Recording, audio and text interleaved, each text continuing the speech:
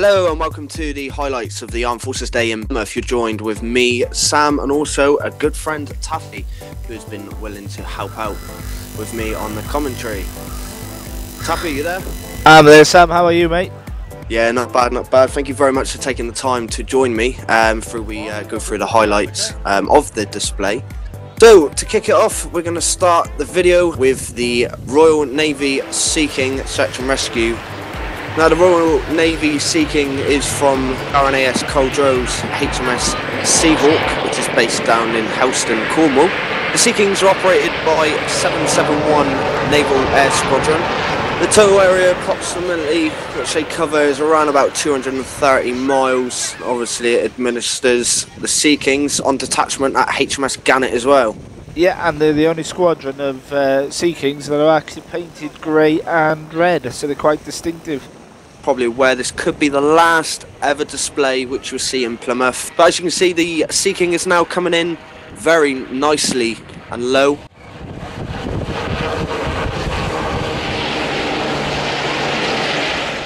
Yeah, and just to get a bit technical for you, it is a Sea King HAR 5, which Gannet actually has 9 permanently stationed at Culdrow's and 3 which operate from HMS Gannet up in Prestwick.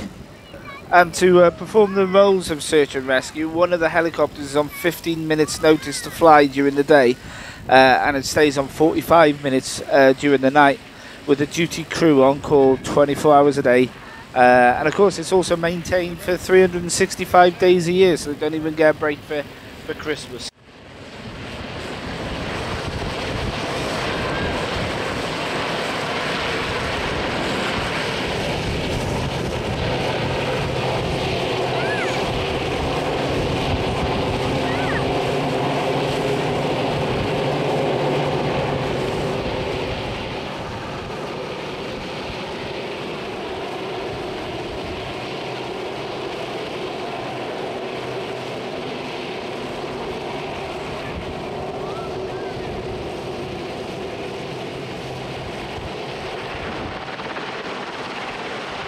As you can see right now, you can see the observer and the medic working together, pulling them up the aircraft.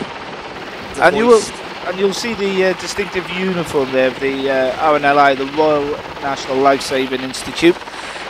This is one of is charity, totally run by donations, and of course it's one of them charities which you never want to use, but you always want to be there. So if you can, make sure you can go ahead and donate something to them.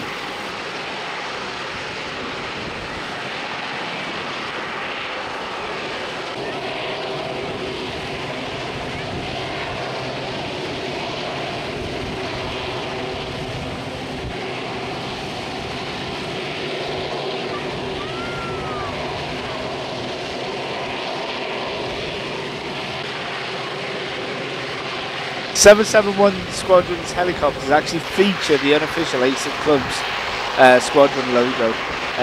The origin of the logo is actually unclear, but is widely believed to follow a similar pedigree as the Royal Navy historic flight Hawker Seahawk, which wears 806 Squadron's Ace of Diamonds logo. I think it's shortly after about the Second World War, squadrons of the Fleet Air Arm often had an in-house display team. Each of the display aircraft were painted with identification marks, and playing card suits were chosen by some squadron as they were elite identification that allows a clear hierarchy. The squadron commanding officer would take the ace card, the XO the king, and so on until each aircraft had a value relating to the seniority in the squadron's display team of that pilot.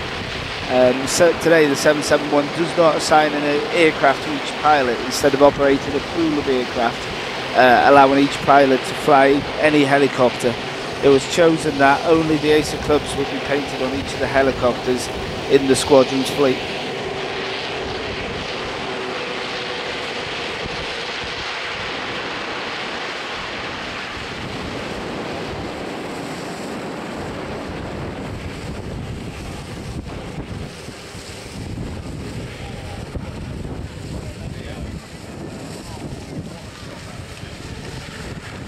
there, which you just seen from the Sea King as well, who's going to be meeting up now with the RNLI boat, which you can see on your screens right now.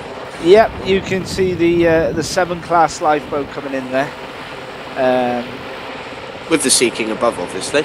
Yeah, with the Sea King above. And what you'll find is the Sea King is actually crabbing, trying to keep the nose of the aircraft somewhere close to above the davit crane that you can see on the lifeboat. And what they'll try and do is they'll lower the person behind the boat, and so the pilot can maintain contact with the boat, eye contact with the boat. They'll continually crab sideways up until the person will actually be lowered onto the deck, and they use a distinctive call. When you hear them calling in, they'll give a countdown from 5 to 1, and they also give their height as height above the water. So you might hear them calling, if you were able to hear the radios from them, you'll hear them calling out 5, 4, 3, 2, 1, steady. Steady meaning stop as you are and continue as you're going. If they want to go forward, then the pilot will just speed up forward a little bit. If they want to go back, left, right, then the pilot's able to control that. But the pilot always keeps the boat actually in view just out of his window. As you can see from that shot there, fantastically. Just proving the point almost. Great piloting skills, and it must take a hell of a lot to obviously keep that helicopter literally within, you know, meters up from the boat, and obviously at the same sort of speed. Amazing piloting skills, lots and lots and lots of training. These aircraft as well, Sam, do have upgraded avionics. The search and rescue, the Sea Kings, are quite unique in that they actually have a special kind of autopilot on them, which allows the aircraft to keep itself in hover. So all the pilot has to do is control the direction he wants the aircraft to go, but he can leave go of the controls, and the autopilot will keep it in a standard motion of hover, which makes it a lot easier for when they're conducting their rescues. Anything to make the job a lot easier for the boys.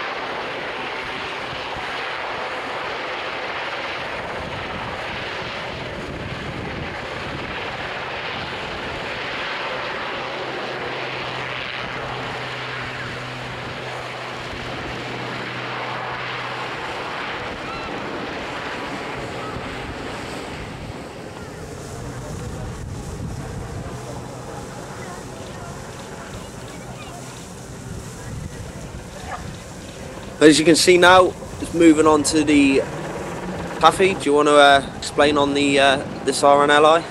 Yeah, what they're using there is it looks like an Atlantic 35 rib.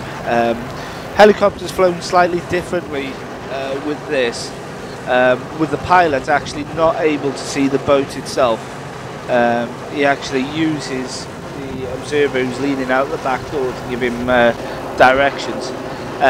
What they're looking to do is actually keep the boat level with the rear door, then the cargo bay door there, with the observer actually calling the shots and being able to control the helicopter from close to them doors. What you'll see now, they're lowering the RNLI lifeboat back down. They'll be aiming to put him actually into the bow of the boat. The reason being for that is behind the console you've actually got the diesel inboard engine and the tower, which if anything was to go wrong would mean that they would hurt the casualty.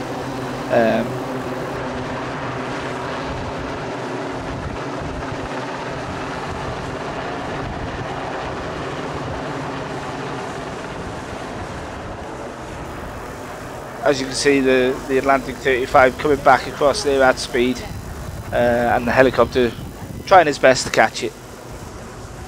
Well, I think when the Sea King gets a boat, I can pretty much assure you that the Sea King would catch up, and in a proper race, I think the Sea King would actually kill it, to be quite fair.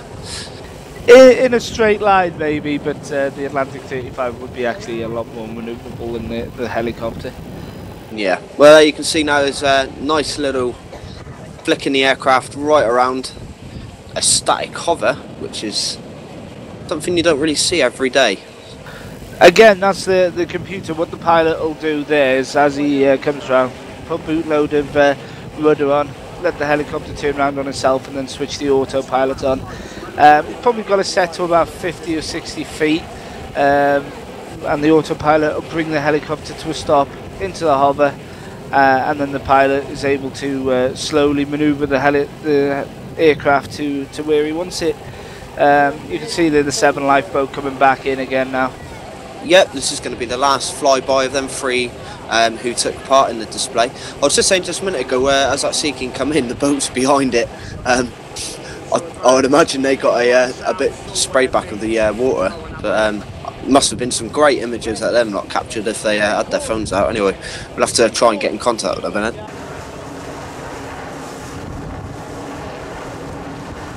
There you go, you can see the observers and that from the window, well, from the door shall I say, giving it a nice little wave.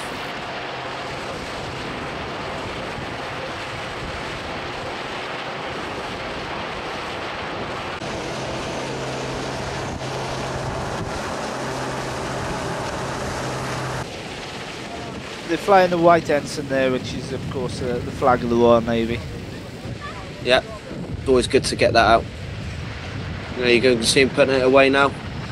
Putting it back into the helicopter.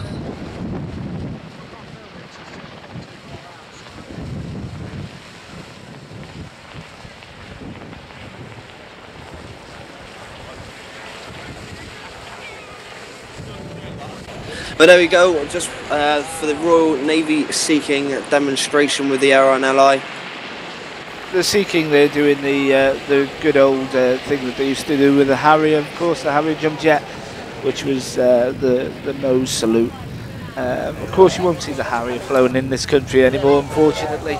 So you'll find quite a few of the aircraft and helicopter units try to copy. Oh, and we're going to play a little bit of hide and seek there as well. Yeah, there it goes. It's going into the Royal Citadel, where obviously the commandos are based.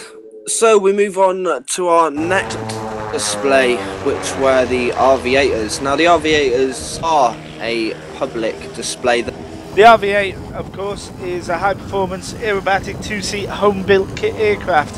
Some of the specs for this aircraft speak for itself. Maximum speed, 230 mile an hour. General cruising speed is about 204 mile an hour, and that's at 8,000 feet. Maximum range of about 1,000 miles, and it will go all the way up to about 23,000 feet as well. So we move on to them doing barrel rolls. Very, very close. Talking, what would you say, about 6 to 8 foot there? Yeah, they're staying sort of 6 to 8 feet apart. As you can see, the tail aircraft will be keeping a sort of fixed position onto the aircraft. You'll see them climb up. Smoke's on there as they roll over the top. Coming back down.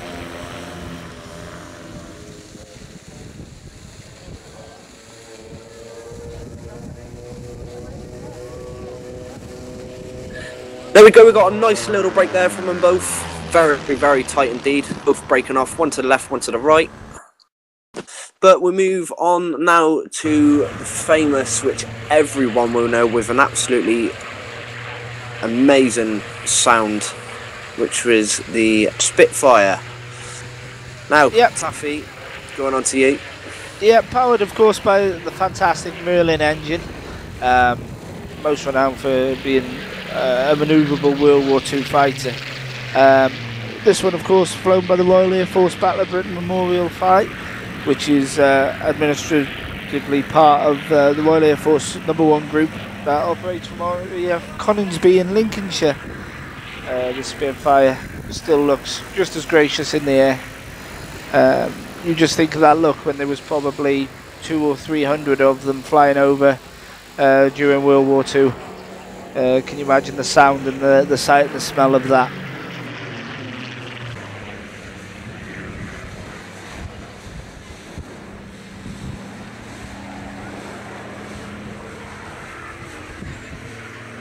If you want to find out a little bit more up to the BBMF themselves, if you go on their website, it's raf.mod.uk/BBMF.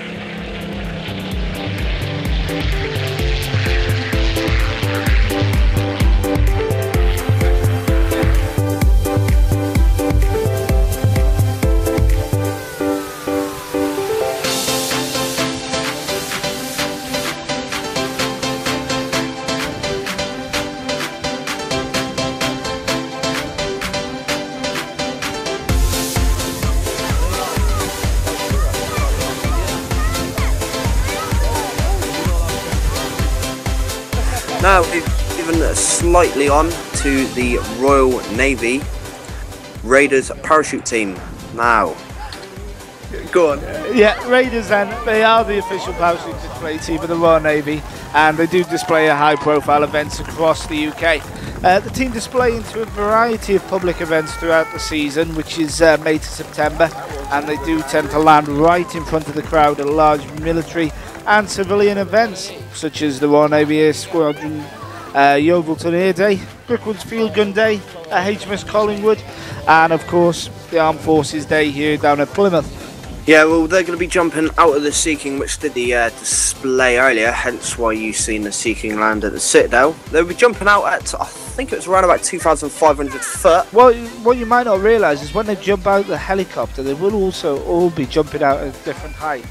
And this is to stop them actually colliding with the rotor blades. The helicopter will be in a slow climb above them, so that when they jump out, they actually fall downwards while the helicopter is moving upwards. And they're also pushed away from the aircraft by the prop. Yeah, well, you can see them just now. There's the Sea King up high, with number 1 out, number 2 out, and number 3, which just about seen him as he come out.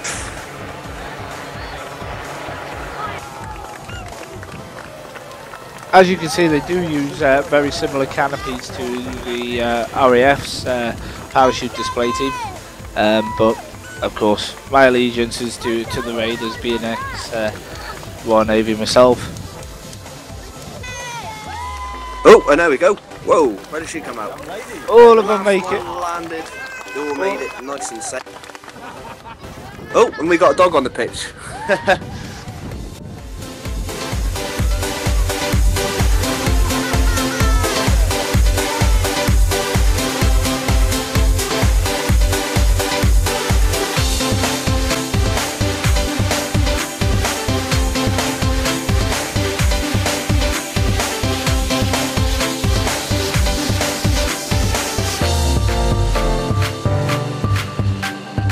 Right, so we move on to the Breitling Wingwalkers. The UK-based aerobatics have been specialists in display flying for over 27 years and operate one of the best known and loved civilian air displays acts in Europe. Yeah, that's right, they are again not a military display team.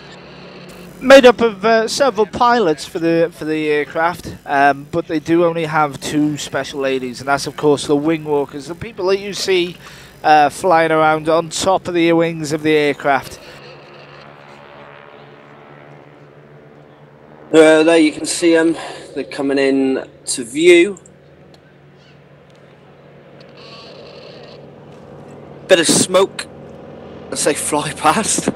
They do tend to use a lot of smoke, but... And there you go, getting if you heard on the comms as well. I'm back in.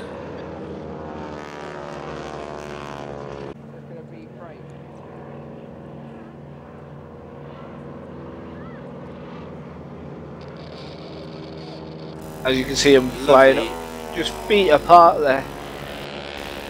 And it's a great noise as well, with those old ones.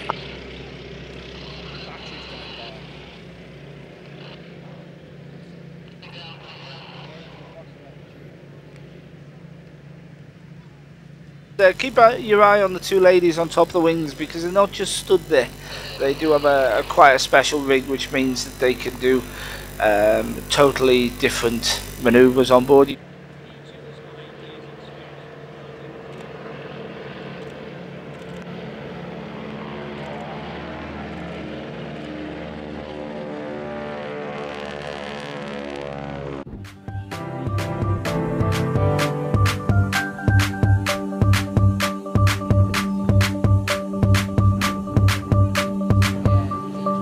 So our next participant for the air display on the hill for the Armed Forces is the Royal Air Force Tutor display team.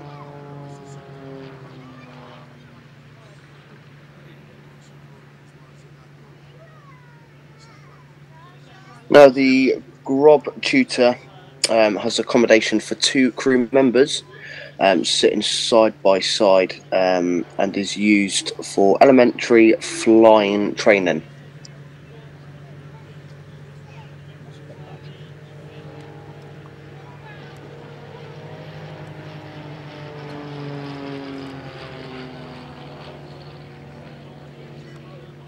Now, not going into detail of the aircraft, obviously there's a bit of information. If you do want to find out more about the aircraft and the display team, head over to the raf.mod.uk/tutor display team.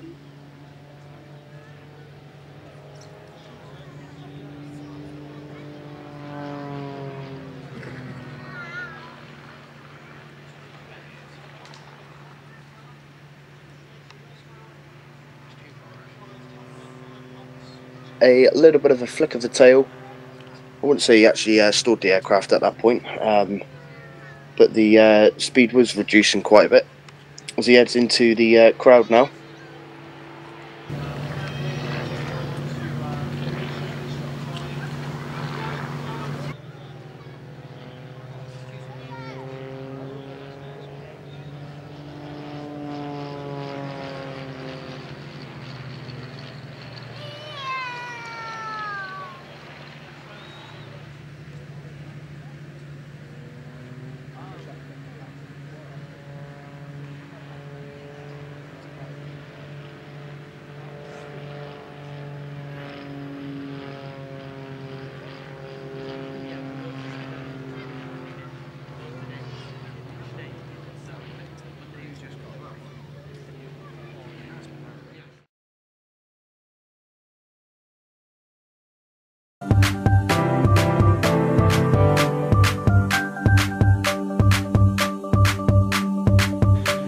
Now, next up we've the BBMF Battle of Britain Memorial Flight, which has taken part from the Dakota.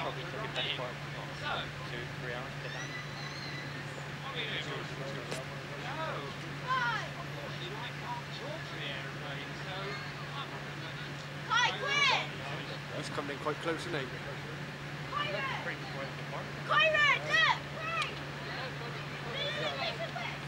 Still trying to get into him, well, at least he's coming close.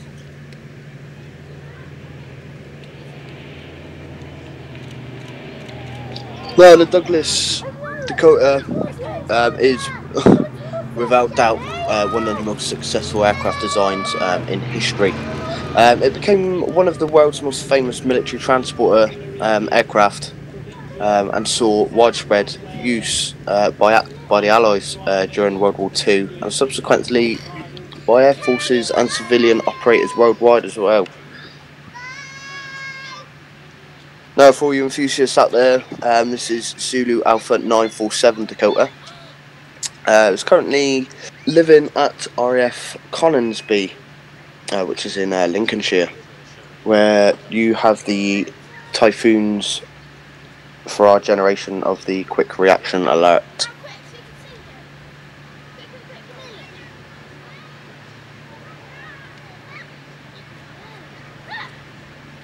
So I'm just going to shut up and let you listen in.